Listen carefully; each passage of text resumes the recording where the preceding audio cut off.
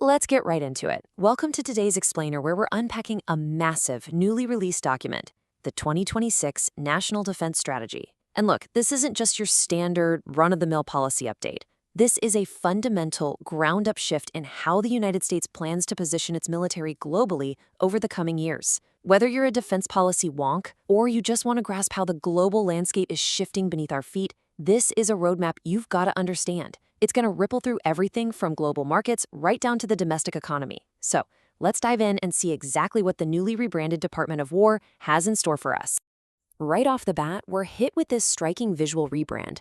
Take a look at the official seal. It now boldly says Department of War. That's not just a cosmetic tweak, right? It immediately signals a massive philosophical pivot in U.S. military policy. The document makes it crystal clear. We're moving away from global interventionism and nation-building and pivoting hard back to a concrete, war-fighting, defense-first priority. It's quite literally a statement of intent about what America's armed forces are actually for moving forward. To wrap our heads around all this, here is our quick agenda.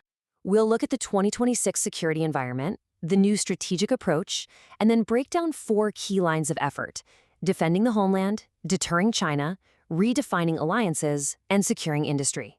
First up, Section 1, the 2026 security environment, framing the crisis. Okay, before throwing out solutions, the document paints a picture of the highly dangerous landscape the administration says it inherited. They draw a really stark contrast here. They heavily criticize previous administrations for, in their words, squandering advantages on grandiose nation-building projects and chasing what the text literally calls cloud castle abstractions, things like the rules-based international order. Compare that to what they see as the immediate physical threats: overrun borders, powerful narco-terrorist cartels right here in the Western Hemisphere, and NATO allies that they argue have basically been free-riding for years. They're using this intense contrast to justify the sweeping changes we're about to see. Which brings us to Section 2, a new strategic approach, philosophy and execution. So, how exactly are they proposing to fix these problems and redefine America's global posture? Well, the whole philosophy basically boils down to the 3 phrases you see plastered throughout the text: America first, peace through strength, common sense. Now, the authors actually anticipate the obvious critique here, and they explicitly state this is absolutely not isolationism. Instead, they counter that by calling it a flexible, practical realism. The core idea? Looking at the world with a clear-eyed focus on putting American interests, specifically physical and economic defense, above absolutely everything else. And here's how they plan to pull that off: by husbanding resources, basically taking the money and energy previously spent on endless overseas wars and nation-building. The explicit goal is to rebuild the military into the absolute most formidable fighting force on the planet. The memo uses this vivid metaphor, calling the military a sword and shield. The ultimate goal is actual peace. Deterring conflicts before they even spark by projecting undeniable, lethal capability, but being 100% ready to fight and win if the call comes. To actually operationalize this whole peace through strength philosophy, the strategy lays out 4 distinct lines of effort. Let's walk through exactly how the Department of War plans to focus its energy and resources. Starting with Section 3. Priority 1. Defending the U.S. homeland. This is, without a doubt, the most emphasized priority in the entire document. It completely shifts the military's gaze inward, focusing on domestic borders and the Western Hemisphere. The huge takeaway here is this brand new policy framework, the Trump corollary to the Monroe Doctrine. Think of it as a massive diplomatic and military warning to our neighbors, from Canada all the way down to South America. It basically says, look, the U.S. will engage in good faith, but we demand you respect our shared hemispheric interests. If you don't, especially when it comes to the threat of narco-terrorists, the U.S. military is directed to be ready to take focused, decisive action.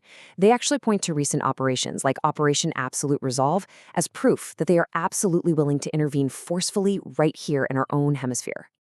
But, hey, it's not just about border security or fighting cartels. This line of effort also explicitly guarantees U.S. military and commercial access to some really key strategic geographical points. We're talking about mandating access to the Panama Canal, Greenland, and the Gulf of Mexico. The strategy views this terrain as absolutely vital to American security and prosperity and promises to defend access to them rigorously. And to back up that ultimate goal of homeland defense, we see auxiliary protocols highlighting the deployment of some seriously advanced defense systems. The core strategy text specifically mentions something called the Golden Dome for America. As this quote from the Layered Missile Defense documents points out, the absolute #1 non-negotiable objective is neutralizing aerial and nuclear threats before they ever get close to American soil. Literally everything else is secondary. Moving right along to Section 4, Priority 2, deterring China in the Indo-Pacific. The strategy is super upfront about the fact that the People's Republic of China is undergoing a historic military buildup in what it calls the world's most dynamic market area. But interestingly, the U.S. posture here is heavily calculated. Notice the text on screen. The goal is to deter China through strength, not confrontation. The authors are very clear that the U.S. isn't trying to dominate, humiliate, or strangle China. The objective is establishing a balance of power. They want to prevent anyone, China included, from being able to dominate the U.S. or its allies. It's all about establishing a stable peace through undeniable, unchallengeable military capability in the region. Tactically, this involves a really specific mix of diplomacy and hard power. On the diplomacy side, the strategy directs engaging directly with President Xi Jinping and opening up wider military-to-military communications, specifically to de-escalate and maintain strategic stability. But on the hard power side, the military is tasked with erecting an impenetrable denial defense right along the first island chain. The logic is pretty straightforward. Build up a physical deterrent so massive that all nations realize peace and restraint serve their own best interests. Next is Section 5, Priority 3, Redefining Global Alliances. Now, this marks a fundamental, massive shift in how the U.S. expects to interact with its international partners going forward. If you want one quote that captures this whole shift, it's this one right here. The document argues forcefully that allies have got to step up. It explicitly states the U.S. will no longer make up for allied security shortfalls caused by their leaders' own irresponsible choices. The expectation is that, sure, the U.S. will lend a vital helping hand in the Indo-Pacific where threats are shared, but European allies, they're expected to take the lead against threats in their own backyards. It basically transforms alliances from guarantees of American protection into highly conditional partnerships based on mutual burden sharing. Finally, Section 6, Priority 4, Securing Industry and Cyber. The strategy's authors deeply acknowledge that true military strength isn't just about ships and planes. You need a robust, secure, domestic economic foundation beneath it all. Because of that, this section promises what it calls a once-in-a-century revival of American industry. The goal? Decisively reverse what they see as the decades-long outsourcing of America's defense industrial base. The bottom line is, you just can't be the most formidable fighting force in the world if you're relying on foreign supply chains to manufacture your weapons and tech. It just doesn't work. And of course, if you're going to supercharge domestic manufacturing, you have to protect it from espionage, right? The strategy points to some incredibly stringent cybersecurity frameworks, like the CMMC 2.0 checklist. This framework mandates strict access controls, like constantly auditing user permissions, and makes cybersecurity training absolutely mandatory for employees. The whole idea is that an impenetrable national defense literally starts on the factory floor and at the computer terminals of defense contractors.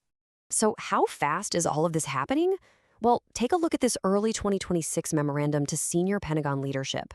This isn't some slow, multi-year rollout. It dictates that all Department of War components rapidly, thoroughly, and comprehensively adhere to this new strategic direction immediately. They are hitting the gas on this. Ultimately, when you step back and look at the strategy from top to bottom, it codifies a radically localized, heavily armed, and highly conditional approach to global engagement. It is centered firmly and unapologetically on explicit American interests. We're seeing a massive pullback from abstract global policing, replacing it with a laser focus on homeland defense, regional deterrence, and reviving domestic industry. Which leaves us with a really critical question to chew on today. As the United States fundamentally reshapes its military footprint, rebrands its entire defense apparatus into a Department of War, and puts strict conditions on its alliance expectations, how are allies and adversaries actually going to react? What is the global balance of power going to look like a decade from now in the wake of this massive paradigm shift? It's a fascinating, complex reality, and we'll definitely be watching it unfold.